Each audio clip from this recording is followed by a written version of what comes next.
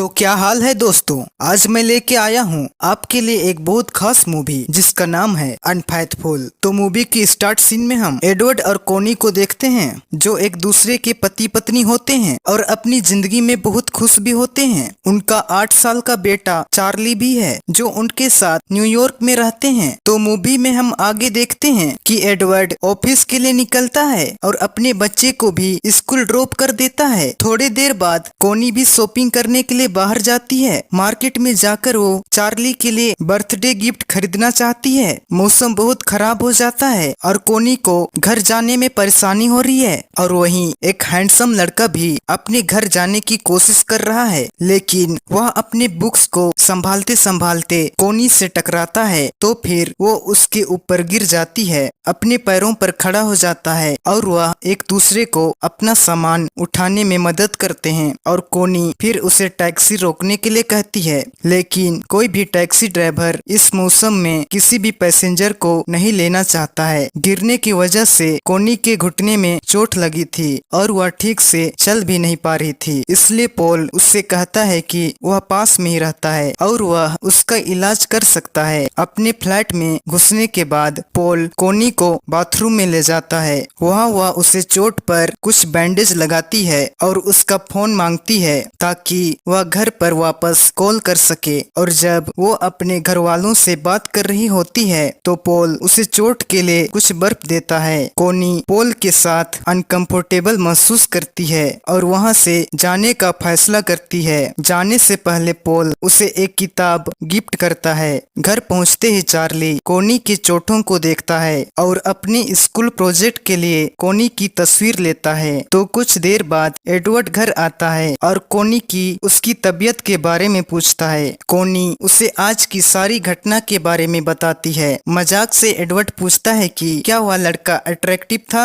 इसके बाद एडवर्ड कोनी को उस लड़के को एक वाइन बोतल गिफ्ट करने के लिए कहता है। बाद में एडवर्ड और कोनी एक साथ क्वालिटी टाइम बिताते हैं। इसके बाद जब कोनी घर में अकेली रहती है तो वो पॉल की दी हुई किताब पढ़ने लगती है। यहाँ हम नोटिस करते हैं कि उस किताब के अंदर एक नोट है जिसमें पॉल का नंबर रहता है। इसके बाद वह पास के टेलीफोन बूथ में जाकर उस नंबर पे कॉल करती है। तो नेक्स्ट सीन में हम देखते हैं कि पॉल कॉल उठाता है और उसे कॉफी पीने के लिए अपने घर पर इनवाइट करता है। घर पर पॉल कोनी के साथ फ्लर्ट करता है। कोनी को यह सब अच्छा लगता है लेकिन खुद पर कंट्रोल करती है और वहाँ से चली जाती है। वह फिर सीधे एडवर्ड के ऑफिस में जाती है और उसे सरप्राइज देना चाहती थी। कोनी एडवर्ड से झूठ बोलती है कि वह एक स्कूल के नीलामी के सिलसिले में गई थी। एडवर्ड के साथ कोनी की मैरिड लाइफ बहुत अच्छी थी, फिर भी उसे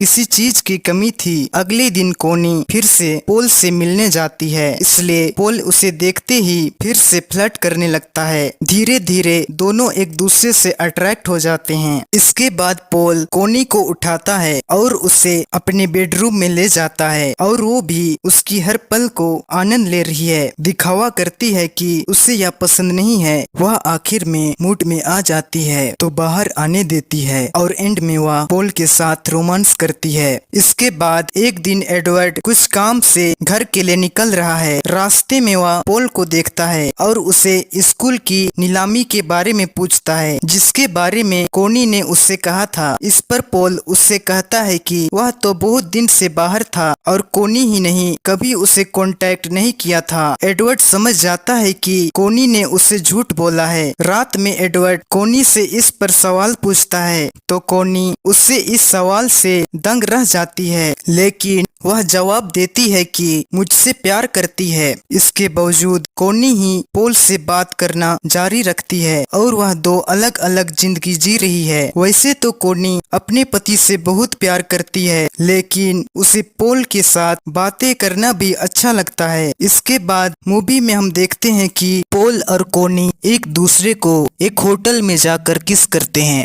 लेकिन एडवर्ड का एक दोस्त उन्हें देखता है लेकिन कुछ नहीं कहता और वहाँ से चला जाता है। बाद में नहाते समय कोनी पॉल के बारे में सोचती है और उसके साथ रहना चाहती है, लेकिन तभी एडवर्ड बाथरूम में आता है और पानी में कोनी के साथ घुस जाता है। वो कोनी को किस करने की कोशिश करता है लेकिन वह उसे कह देती है कि वह अभी मूड में नहीं है। कोनी के इस रवैये को एडवर्ड समझ नहीं पाता है। अगले दिन कोनी खुद को कहीं जाने के लिए तैयार कर रही है। एडवर्ड एक साथ कहीं जाकर लंच करने का ऑफर देता हुआ तो कोनी बहाना बनाती है कि एक सैलून में अपॉइंटमेंट है। जब एडवर्ड को शक होता है तो वो उस सैलून में कॉल करता है, जिससे उसे यह पता चलता है कि कोनी की कोई अपॉइंटमेंट नहीं है और उसने उसे झूठ बोला है। जब कोनी पोल के फ्लैट में जाने के लिए निकलती है तभी उसे उसकी दो पुरानी दोस्त मिल जाती हैं और उनके साथ कॉफी शॉप चली जाती है और पोल को कॉल करके उसका वेट करने के लिए कहती है। थोड़ी ही देर बाद पोल उस कॉफी शॉप में पहुंच जाता है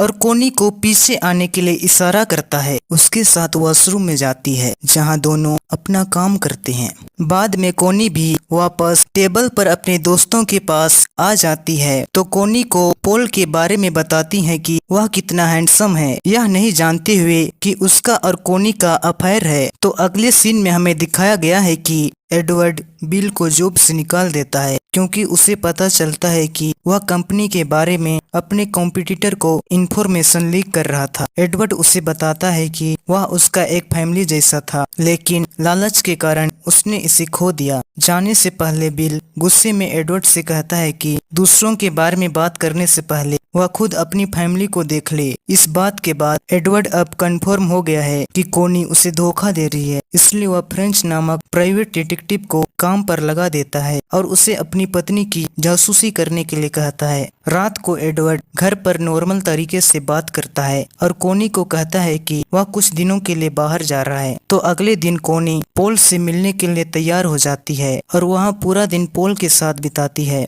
उसके साथ मस्ती करती है, लेकिन उसे नहीं पता कि फ्रैंक उनकी चुपके से तस्वीरें ले रहा है। कोनी उसके प्यार में इतना खो जाती है कि वह चार्ली को स्कूल से लेना भूल जाती है। कोनी को बुरा फील होता है कि वह पोल के साथ अपने रिश्ते को जारी नहीं रख सकती है क्योंकि एक ही समय में दो अलग अलग जिंदगी नहीं जी सकती है। बाद में फ्रैंक एडवर्ड को पोल और कोनी के बारे में बताता है, वह उसे उनकी तस्वीरों को भी दिखाता है। यह सारी चीजें सुन एडवर्ड को मानो पैरों तले जमीन खिसक जाती है क्योंकि उसने कभी उम्मीद नहीं की थी कि उसकी पत्नी उसे कभी धोखा देगी। दूसरी तरफ कोनी पोल से बात करने के लिए उसके फ्लैट में जाती है, लेकिन वह उसे एक दूसरी लड़की के साथ देखती है और यह देख वो पोल से गुस्सा हो जाती है और बहुत अजीब फील कर रही थी। कोनी पोल को कहती है कि वह ये अफेयर जारी नहीं रख सकती, लेकिन पोल कोनी को जाने नहीं देता है और उसे गलत तरीके से मनाने लगता है। कोनी उसे रोकने की कोशिश करती है, लेकिन आखिर में उसकी एडवांस के आगे झुक जाती है। बाद में एडवर्ड पोल के अपार्टमेंट में आता है, लेकिन कोनी को भागते हुए नहीं देख पाता है।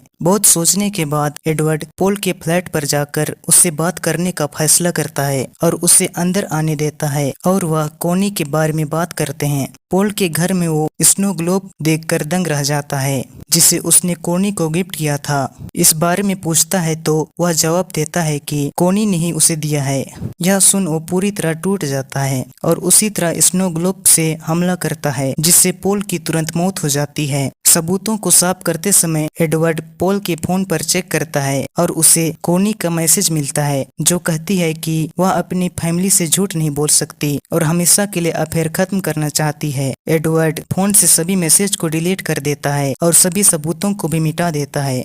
वो पोल के शरीर को अपनी कार में घसीट कर रखता है और फिर सीधे चार्ली के स्टेज परफॉर्मेंस की तरफ चला जाता है और कोनी से भी मिलता है।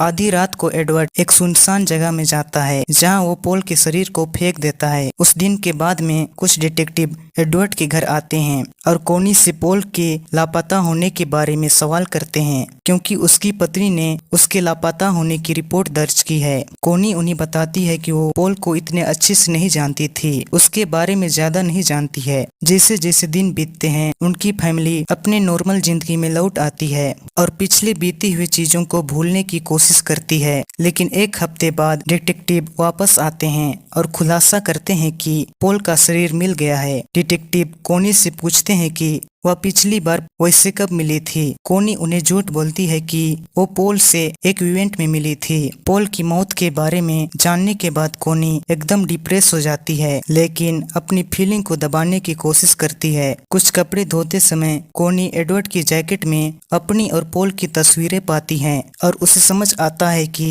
एडवर्ड को उनके अफेयर के बारे में पता था। कोनी नोटिस करती है कि जो उसने पोल को गिफ्ट किया था वह वापस उनके कलेक्शन में रख दिया गया है। क्या है उस रात बाद में कोनी एडवर्ड का सामना करती है और उसे पता चलता है कि एडवर्ड ने ही पोल की हत्या कर दी है। बताता है कि वह उसे मारना नहीं चाहता था, लेकिन उसने गुस्से में पोल को मार डाला।